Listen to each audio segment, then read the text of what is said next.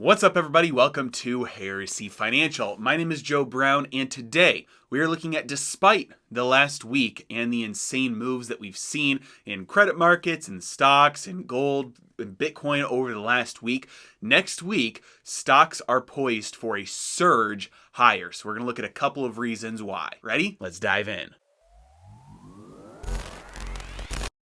Two notes before we start. Number one, obviously, not trading advice. I'm just a guy on YouTube and I've been wrong many times in the past and I'll be wrong many times in the future. What I'm looking at today is some indicators that look like stocks are poised to move higher.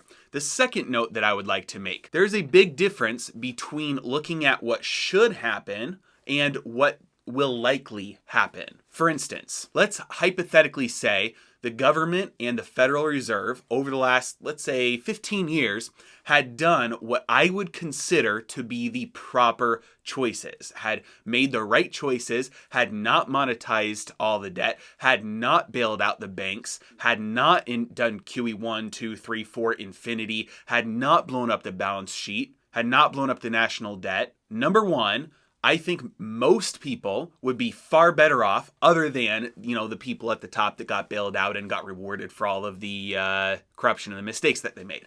Obviously, aside from those people.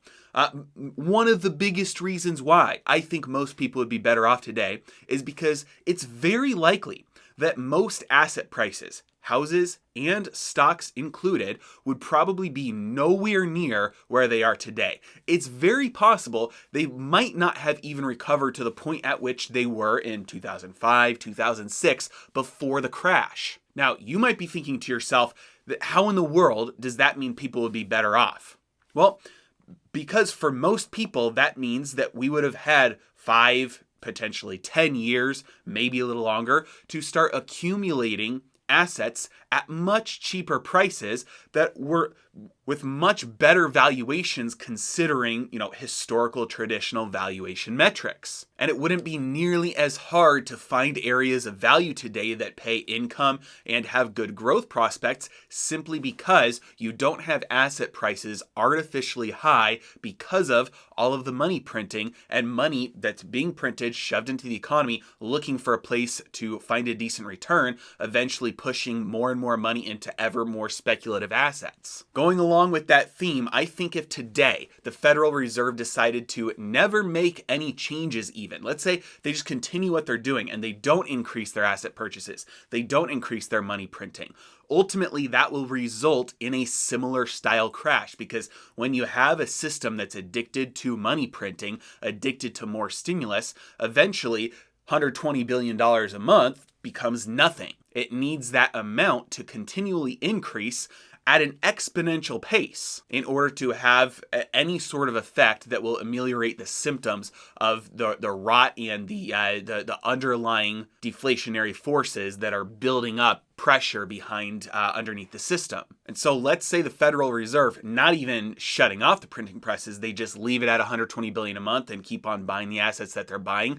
Eventually, credit markets crash, stocks crash, the housing market crashes, interest rates explode. That's going to happen if the Fed doesn't change course. And I think that would be fantastic. It would be an amazing opportunity for most people, especially considering in America how many people have so little savings, so little in assets.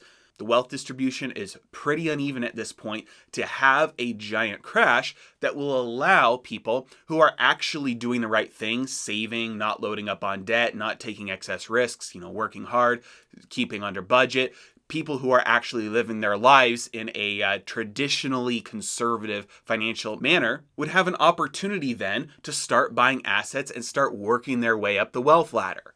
I think that would be fantastic. Now, on the other hand, do I think that's going to happen? Not a snowball's chance in hell is that going to happen. And today is proof of that. The markets, while they sold off early morning, I'm recording this on Friday, March 5th, while the markets sold off early in the morning, they recovered, took out Thursday's high, and pretty much the entire stock market closed green today. Further than that, interest rates start to stabilize somewhat. The 2-year interest rates were down, the 30-year interest rates were down, the 10 was a little bit up. But what it looks like is happening here is the market is calling the Fed's bluff. Yesterday, when Powell talked, he said, we don't see any signs of trouble in the credit markets. We don't see any disorderly conduct. And the market knows that that's not true. There's been disorderly conduct. The market knows that the entire system is on the verge of collapse if rates get too high. So the market's calling the Fed's bluff.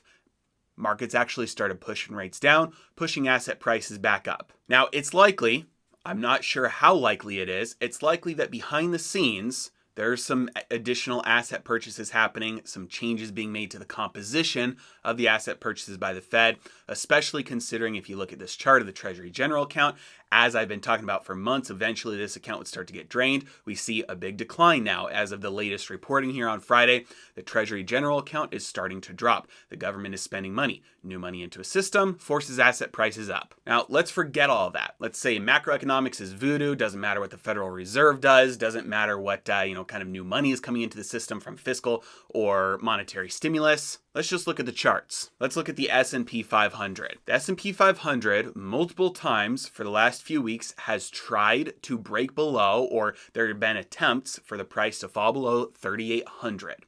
Every time it has failed, it has popped back up again. And specifically today and yesterday, Thursday and Friday of this week, the market dropped below 3,800 and popped right back above. Now, if you've never done any sort of technical analysis, let me give you one little helpful tool here. This is a candlestick. Now, a candlestick is a way of representing a specific unit of time, usually a day or a minute or an hour or a week or a month. So when you look at a long chart and it's full of all these candlesticks, let's say, this chart, every one of these little candlesticks represents one day of the S&P 500. So how do you read a candlestick? What do the color, the body, and the wick mean? The color is whether it was a down day or an up day. So traditionally red would be a down day, traditionally green would be an up day. Now the wick, those are the little lines that come off the top and the bottom. The wick represents the high and the low for the day, whereas the body represents the opening and the closing for the day. So if you take a look at this candlestick, what this candlestick was telling you is that the price opened up at the high end of the red body, and then at some point during the day, it reached a high at the top of the wick. It also, at some point during the day, reached a low, which is at the bottom of the wick,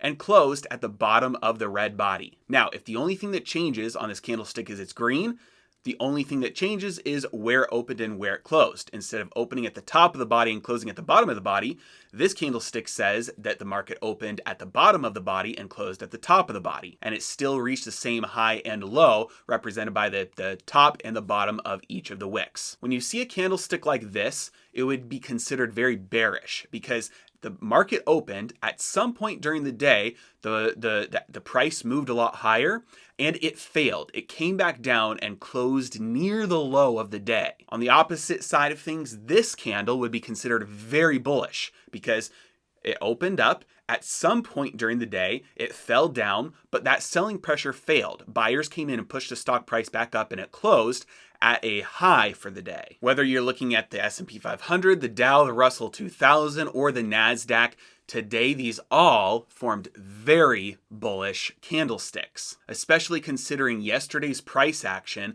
and the support resistance lines that these asset prices, these indexes have been playing around. We're seeing a lot of indicators, both from technical analysis and from some of the macroeconomic factors in play right now, that stocks and asset prices are poised for a much higher move. Now, what do I always say? I say hedge your bets, right? Because ultimately at the end of the day, it's impossible to know the likelihood that something will happen, but what you can know is the worst case scenario of something happening. And so if you're looking at all of your indicators, whatever you're looking at to make investing decisions, and you're saying, hey, I feel very confident that the stock market's going to go up next week. Well, what's the worst that could happen? It can go to zero. You just lose all your money. That's theoretically the worst case scenario. What's the likelihood of that?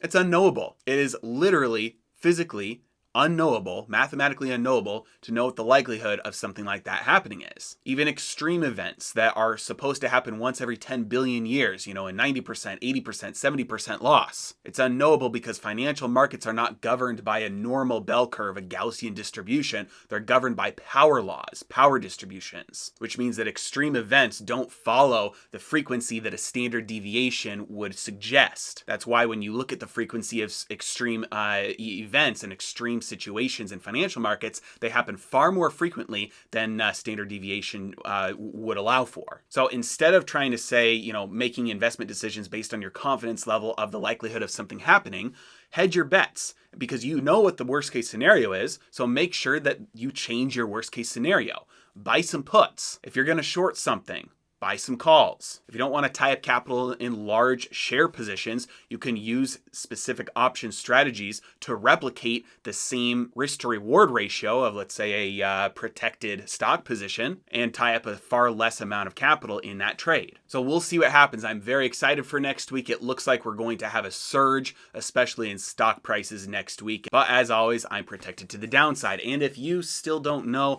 how to use options, I'm sure it's something that you've heard about, you're interested in learning about, I've got a beginner's course and an advanced course, both linked in the description below. As always, you guys are the best. Thank you so much for watching. Have a good day.